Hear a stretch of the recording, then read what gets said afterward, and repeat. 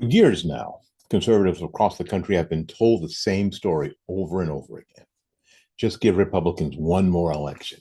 Just give Republicans one more majority. Just give Republicans a little more time. And every election cycle, millions of conservative voters go out. They knock on doors, they make phone calls, they put up signs, they donate money that they really can't spare and vote with the belief that this time, things will be different. Then the election ends, Republicans gain power somewhere, and suddenly the urgency disappears. The fire cools off, the rhetoric changes, and conservative voters are left once again staring at Washington, asking a simple question: what exactly did we fight for?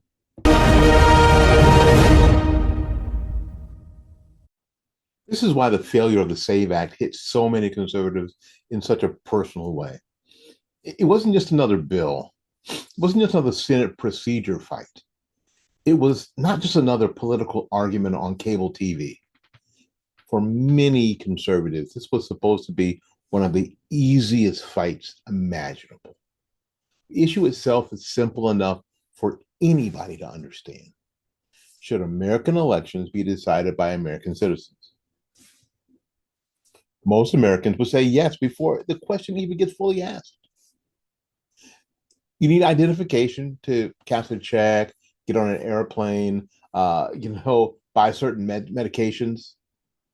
You need identification for all sorts of ordinary, everyday activities in modern America. Yet somehow, asking for proof of citizenship when registering to vote gets treated like some radical idea by the political left. Republicans understand this. They know the issue polls well with their voters. They know the average working American sees it as common sense. Quite frankly, thought it was already happening. They know people are frustrated with the constant game surrounding election laws and election security. They know voters want confidence restored in the system. So conservatives looked at the SAVE Act as a chance for Republicans to finally stop talking and actually fight. And once again, conservatives watched Republicans grab defeat right from the jaws of victory. Now, let me say something here before we go on too long.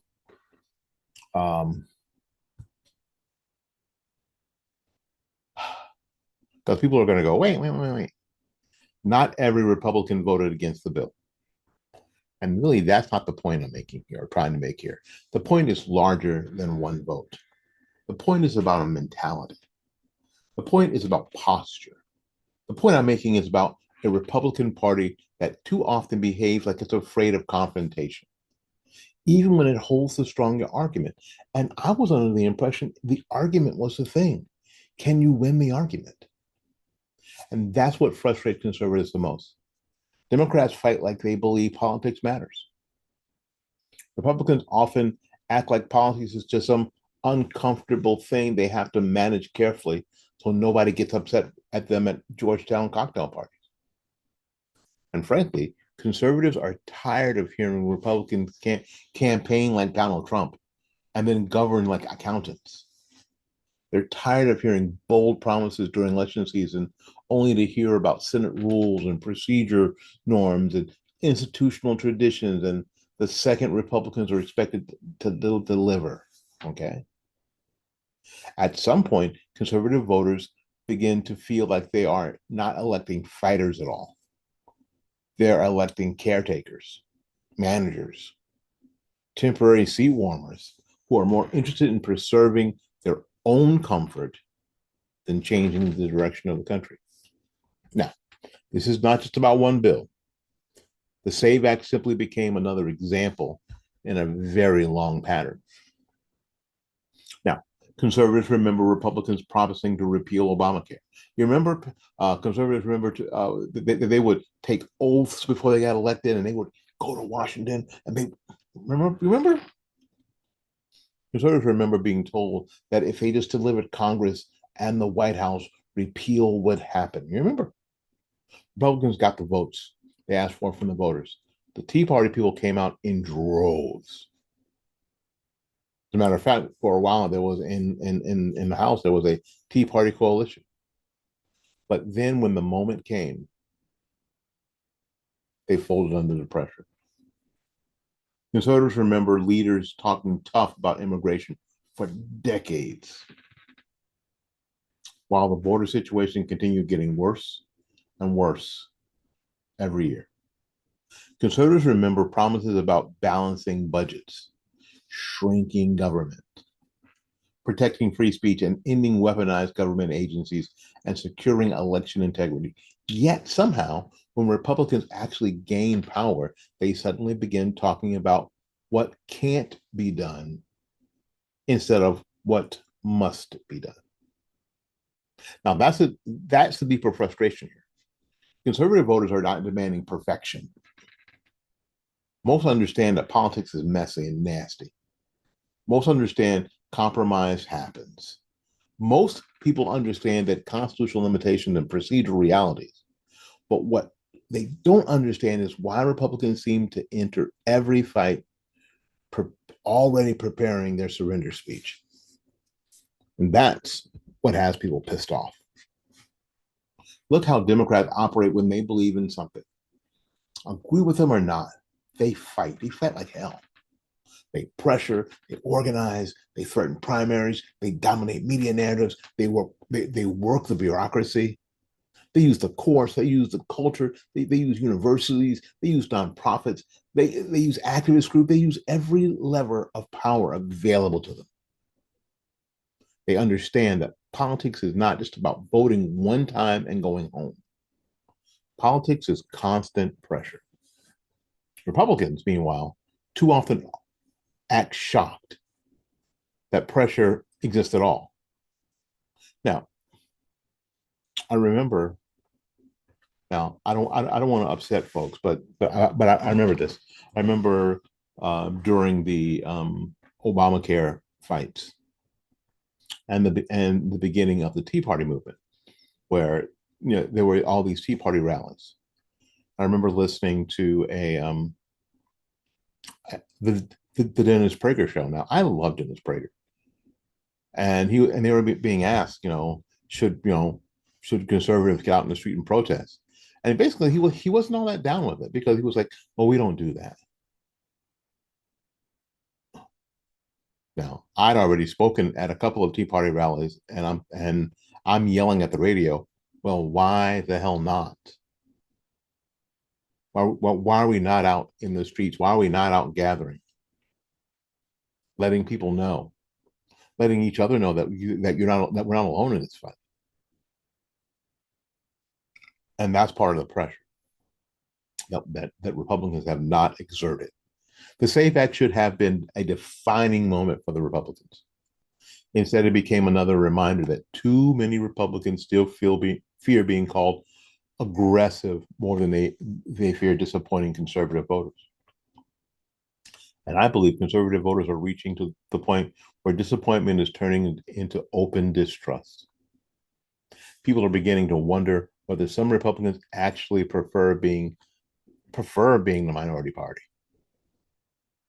Being in the minority comes with advantages. You can complain endlessly. You can send fundraising emails nonstop. You can go on television and sound brave without ever having to produce anything. But governing is different. Governing requires confrontation. It requires priorities. It requires deciding that some fights are worth the political pain. And that's where a lot of conservatives believe Republicans keep failing. And they let us talk honestly about this. And let's talk honestly about the Senate for just a minute. Conservatives are constantly told the Senate rules make everything impossible. The filibuster becomes the all-purpose excuse for Republicans' inaction. Yet somehow Democrats are always willing to challenge norms when their priorities are on the line. Democrats openly discuss eliminating the filibuster when it stands in their way. Democrats pressure moderate members publicly. Democrats mobilize activists instantaneously. Democrats create political consequences for members who fail to cooperate. Republicans? Republicans often seem more worried about protecting Senate traditions than the issues that they campaigned on. Now, I understand that there are conservatives who support the filibuster, and I understand the argument. The concern is that eliminating it entirely could backfire later, because whatever power you take for yourself, eventually will be used against you, and that's fair. That's a legitimate debate. But even if you support the filibuster, conservative voters still expect Republicans to fight with urgency and creativity. They expect Republicans to force public debate. They expect Republicans to make Democrats defend unpopular positions in front of the American people. They expect Republicans to create political pressure instead of quietly accepting defeat and moving on to the next fundraising email. And this is the time we're getting those emails. And this is the time that we're getting those flyers, in our mailbox. That's the key issue right there. Too many conservatives no longer believe Republicans hate losing enough. You can hear it in conversations all over the country. Conservatives are asking why Republican leaderships always sound calmer after losing than conservative voters sound watching them lose. This is a serious problem. Voters can forgive honest defeat after a hard fight. What they struggle to forgive is uncomfortable defeat or comfortable defeat, managed defeat wrapped in polished talking points explaining why nothing more could have possibly been done. The SAVE Act should have been a public battlefield. Republicans should have made every senator explain their position daily. Republicans should have flooded the airwaves with the simplest message: only American voters or citizens should vote in American elections. That's not hard. Only American citizens should vote in American elections. Force the debate, force the argument, force confrontation, make the opposition explain themselves repeatedly over and over again. Make the American people watch it happen. Instead, too often Republicans approach these fights like lawyers quietly negotiating a paperwork dispute. Meanwhile, the country changes around them. This is why grassroots conservatives increasingly feel disconnected from the Republican leadership. The grassroots understands the stakes emotionally. Leadership often treats the stakes administratively. To the average conservative voters, these are civilization level issues. Border security matters, election integrity matters, free speech, crime, government overreach, the national debt, parents' rights. They are not some theoretical policy conversations for working Americans. These are questions about the future direction of the country for their kids. And when Republican leaders appear hesitant, cautious, overly procedural during these moments, conservative voters interpret that hesitation as weakness. Now, I gotta be fair about something else. Not every Republican is weak. There are Republicans who fight hard. There are conservatives who take political risks. There are lawmakers who truly believe in confronting the culture, the bureaucracy, the institutional left. But the problem is that the Republican Party is, as a whole, still behaves like it's trying to avoid conflict instead of winning. And that mentality has consequences. It depresses, it crushes enthusiasm. It lowers trust. It creates cynicism among voters who already feel ignored by the major institutions. And perhaps most dangerously, it teaches the Republican base to expect disappointment. Now, that's a terrible thing in politics. Once voters stop expecting victory, they either disengage or become angry at everybody wearing the jersey. That is where Republicans are headed if they are not careful. And here's another hard truth Republicans need to hear. Conservative voters are increasingly less interested in hearing about bipartisan cooperation. I'm going to say this one more time. Conservative voters are increasingly less interested in hearing about bipartisan cooperation. If that cooperation never seems to move the country in the conservative direction. Many grassroots conservatives believe compromise in Washington almost always means conservatives give up ground while the left keeps advancing culturally, politically, and institutionally. And that perception matters whether leadership likes it or not. People notice that Democrats rarely apologize for using power aggressively. Republicans apologize constantly. Democrats rarely worry about sounding too ideological. Republicans constantly worry about appearing too confrontational. Democrats reward fighters. Republicans often isolate them. Then Republican leadership wonders why the base feels disconnected. Now, the SAVE Act became symbolic because it touched on something deeper than election law. It touched on confidence. Confidence that the Republican leaders actually believe the things they say during campaigns. Confidence that they understand the urgency conservative voters feel. Confidence that they are willing to endure media criticism, elite backlash, and political pressure to achieve meaningful victories. Conservative voters are not looking for perfection. It's not possible. But they are looking for courage. And courage in politics does not always mean winning immediately. Sometimes courage means forcing the fight anyway.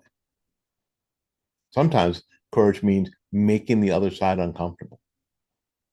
And sometimes courage means refusing to quietly move on after defeat. Sometimes courage means putting political reputations on the line because the issue matters more than preserving personal relationships in Washington. That is what conservatives want to see or wanted to see during the SAVE Act fight. Instead, many saw the same old patterns: strong rhetoric, public frustration, procedural obstacles, then eventual retreat, accompanied by carefully worded explanations about why the situation was more complicated than the voters understand. And that's one of the things that I am personally just sick to death of.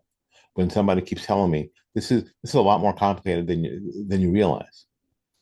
Translation: you're too freaking dumb to understand what's going on. When we're not. Well, voters understood more than politicians think they do. We can read.